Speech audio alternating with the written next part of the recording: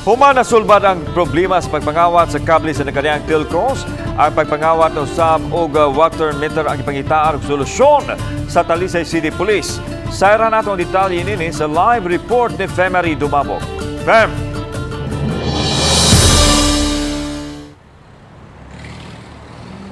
Yes, Lan, sa barangay Kansuhong lang, duha ka mga tag-iya water meter ang nireklamo nga gipangkawat kini. Hinungdan nga nabalaka ang barangay.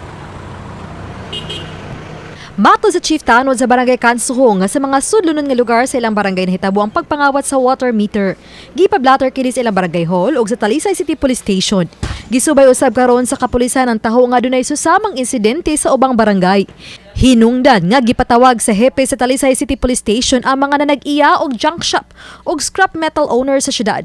Dili lang aron masikop ang mga responsable kundi aron usab di na makaengganyo pa sa uban sa pagpangawat. During sa meeting, ni-commit sila nga dili sila mo tolerate o unana nga pamaagi ug among nasabutan nga kining ang mga nag-identify mi og mga items nga dili nila dawaton.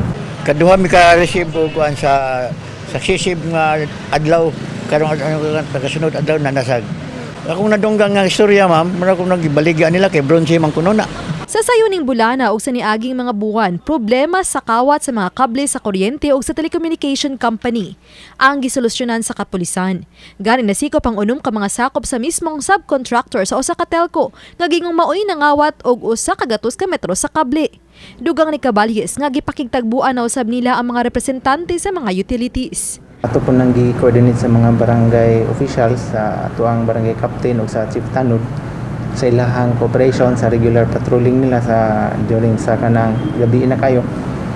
Then ato sang gi-coordinate ang tanang mga buildings, subdivisions nga bag-o pang gipang construct. Sagad sa mga water meter nga makita daplin sa daan, adunay mga kandado na ug ang uban gimuan gyud og customized nga hawla aron di gyud makawat o mabinuangan.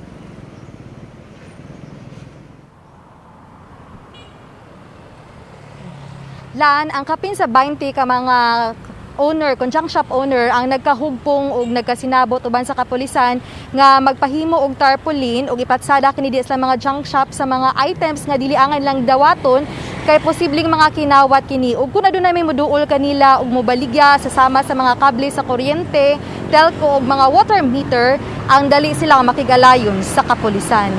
Lan, Daghang salamat, Femery Dumabog.